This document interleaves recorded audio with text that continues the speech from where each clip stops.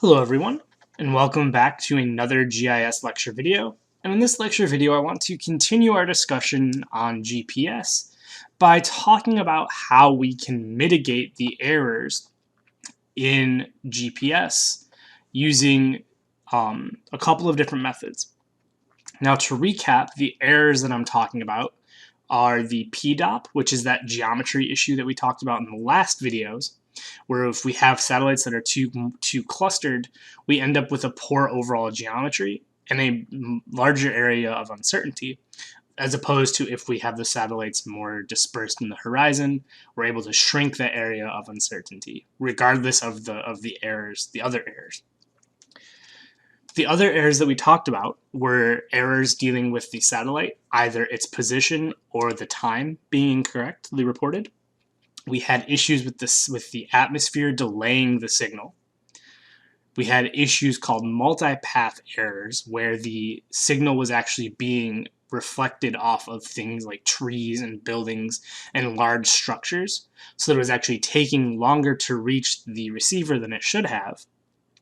And then finally, within the receiver itself, we had what were called receiver noise errors, which was basically the fact that the receiver itself was producing electromagnetic radiation, right? Because again, that signal that's being sent back and forth, that is electromagnetic radiation. The receiver itself is producing some electromagnetic radiation, and that it actually has an interference effect that will actually degrade the quality of the signal slightly as well. So, given those errors, what can we do, right? What steps can we take to actually give ourselves the best possible accuracy? Well, there are really a couple of things, and we're going to list them. And then the last one in particular I want to talk about, because it's sort of an overall strategy that is employed on the back end, drawing in the third segment of GPS, the control segment, that we haven't really talked about up to this point. Okay, so in this video, we're going to discuss what can you do to improve or reduce the errors, right? Improving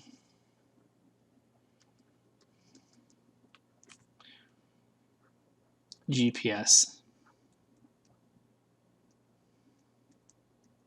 accuracy, right? How can we improve the accuracy of GPS? Well, the first thing you can do, right, before doing anything else, is mission plan.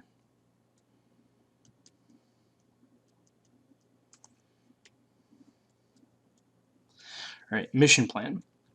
And what I mean by mission plan is there are a number of different websites available from different companies that will actually track the constellations of the satellites that are available to a given receiver, as well as model atmospheric patterns and sort of estimate ground cover and different things like that. And they will actually give you a real-time estimation of how accurate your data will be based on the geometry of the satellites and atmospheric impacts. So what I mean when I say mission plan is, if it's possible, right, it may not always be practical, but if it's possible, right, plan to acquire data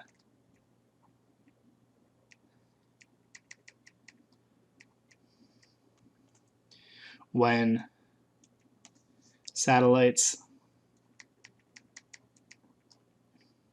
are optimal and limited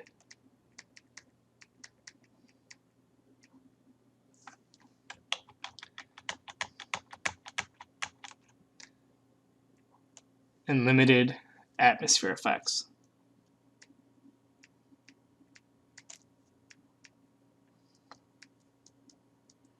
Right, this is the first thing you can do, is mission plan.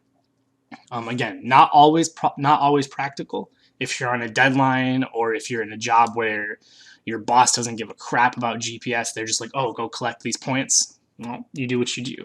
But if you're given the opportunity, mission planning, right, planning ahead of time, can be extremely effective in improving your accuracy. 2, let's assume that you've mission planned to the best of your ability. The next thing you can do is average multiple readings.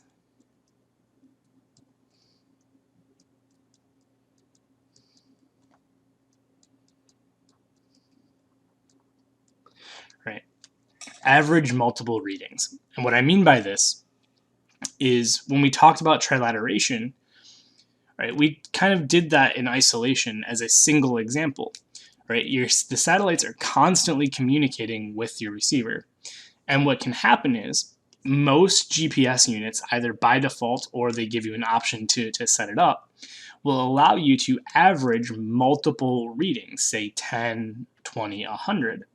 And so assuming that you don't move, or you move as little as possible, right, if you average multiple readings, right, the average will end up being far more accurate than any individual reading would be. So what you do is you just stand still for a minute or whatever, however long, whatever settings you set up, right, and you can average multiple readings over that minute to be able to get an average that will be far more accurate than any individual reading would have been. For example, when I do most of my GPS work, I typically set up an average of 10 readings, taking 1 reading a second. So that gives everything 1 second to sort of shift and acquire and move, so that maybe my geometry improves a little bit, maybe the atmospheric readings change slightly, right? And I'm reading 10 readings, so I stand in one place for 10 seconds, averaging 10 readings to get a more accurate response. Okay, so that's one thing you can do. Is you can average multiple readings. The third thing you can do, and this is probably the least, it's extremely helpful, but it's probably the least practical in most cases, is upgrade your equipment.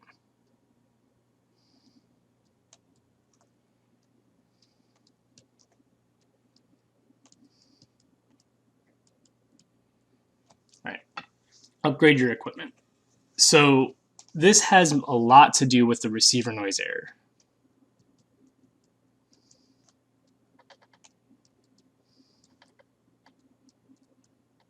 This has more to do with the receiver noise error than anything else, right?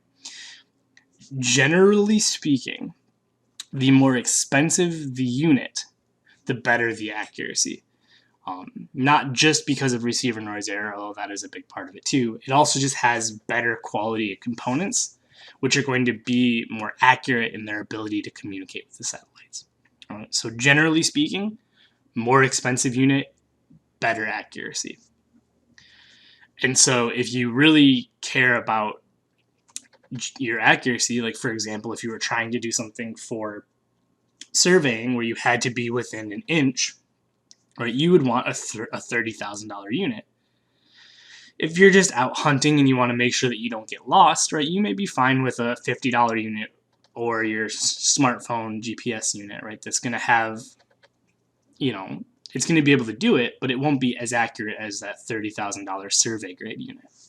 So what you can do, you can upgrade your equipment, and this is going to eliminate receiver noise error, or help reduce receiver noise error. So let's just say that you've done to the best of your ability these things. You've planned your mission as best as you could, you've averaged multiple readings, and you're using high quality equipment. And you're still not as accurate as you'd like to be. Well, what can you do next? Well, the last thing you can do is something called differential correction.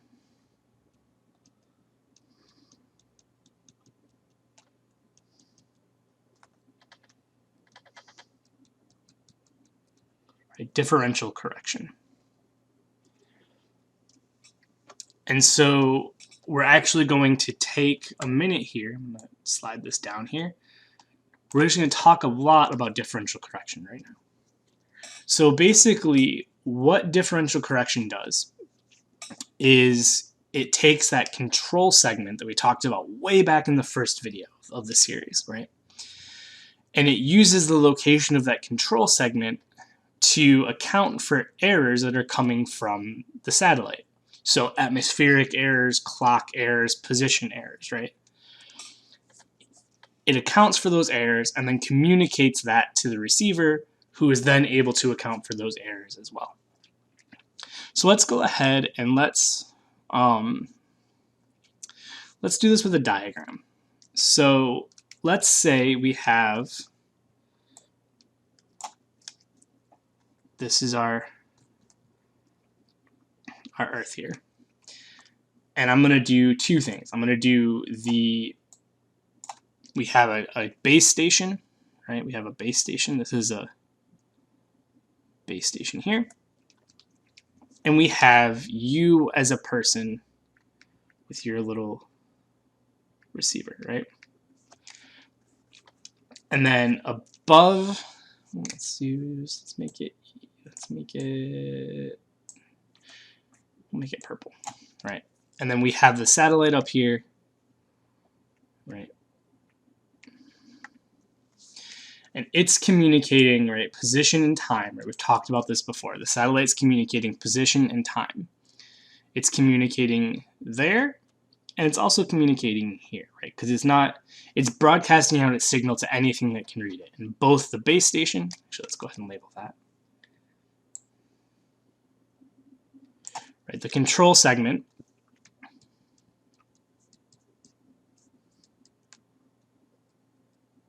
also called the base station, right, is receiving the exact same signal that you, the receiver, are getting. But here's the difference, right? This base station knows exactly where it's supposed to be, right? It's been doing this for decades, right? It has a very, very good idea of exactly where it's supposed to be. So when it receives information from the satellite, processes it to figure out where it should be, or it's where the satellite is saying that it is, right? It can then say, no, no, no, I am here. And it knows the direction and distance of the error to fix it, right? So let's just say, for example, that you get an error saying that it's predicting that you are over here, right? And it's predicting that the base station is over here, right? These red are wrong, right? Red is wrong. So the control segment sees this information coming from the satellite saying that it's here, right? And it says, no, I'm not here. I am here. I know I'm here. I've been doing this for a decade or more. I have a very strong location. I know what's wrong. It can then look at where it's being predicted, and it can change it. It can adjust. It can say, okay, well, we need to go, southwest 100 meters. And then it can send that information to the receiver, right? It can send that information to the receiver saying, hey, you need to shift your position, right, southwest by 100 meters, right? That is how, at the highest level, differential correction works, right? So let's just go ahead and repeat that, right? You have a base station nearby that is receiving the exact same signal as you are.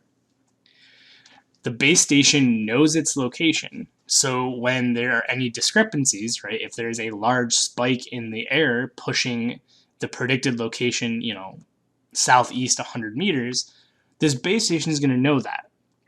It can then calculate the difference in distance and direction, and it can communicate that difference to the receiver, to you, who can then on the fly say, okay, I need to change my location, southwest 100 meters, because I am going to have the same errors as the base station. Okay? Hopefully that made sense. It's not a particularly difficult concept, but it can get a little confusing sometimes. Again, it knows where it is. Any errors that it detects, it passes to the receiver, and the receiver can then correct them accordingly. Okay. So, let's think for a second. Based on this diagram, what are some errors that differential correction can't correct? Right? If differential correction is so amazing, why isn't GPS perfectly accurate every time? Right? Why isn't this method perfect?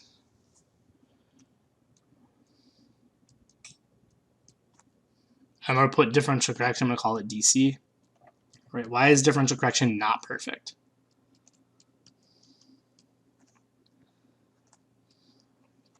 Well, let's think for a second, right? In this sort of simplified example diagram here, right, this distance isn't that large, but it could be, hundreds of miles potentially between the base station and the receiver. And so, yes, it's getting the same signal from the same satellite, so it's going to get the same positional error, it's going to get the same clock errors, right, because the satellite is the same in both cases. It's passing through mostly the same atmosphere, so it's going to get mostly the same atmospheric effects, right? But let's go ahead and complicate our diagram slightly by assuming that your base station is over here in a field and you are standing next to, right, some buildings. Right, these buildings are going to introduce multipath error, right? We talked about that before. Right, these buildings are going to introduce multipath error for your receiver, right, causing you to have error. This base station over here has no idea, right? Has no idea that these buildings are here, right? It's not sentient. It can't know things that, it's not like that. It knows its location and it knows the errors that it's getting from the satellite. It cannot account for these multipath errors because it has no idea about them. So you're still subject to your own multipath errors. The other thing is this receiver, right? We said before that the receiver has its own set of receiver noise errors, right? This receiver is creating its own little electromagnetic radiation that interferes with the signal a little bit, right? Again, the base station has no idea about that. It doesn't know what model of receiver you have. It doesn't care what model of receiver you have, right? So in summary, this base station, right, the idea of differential correction, this base station only really knows the satellite-based errors and the atmospheric errors, right? It can't account for your own multipath errors and your own receiver noise errors.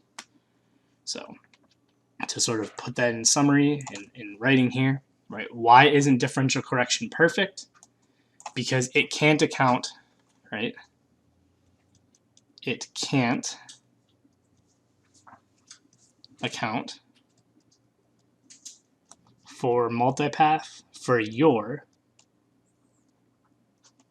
multipath errors. Multipath errors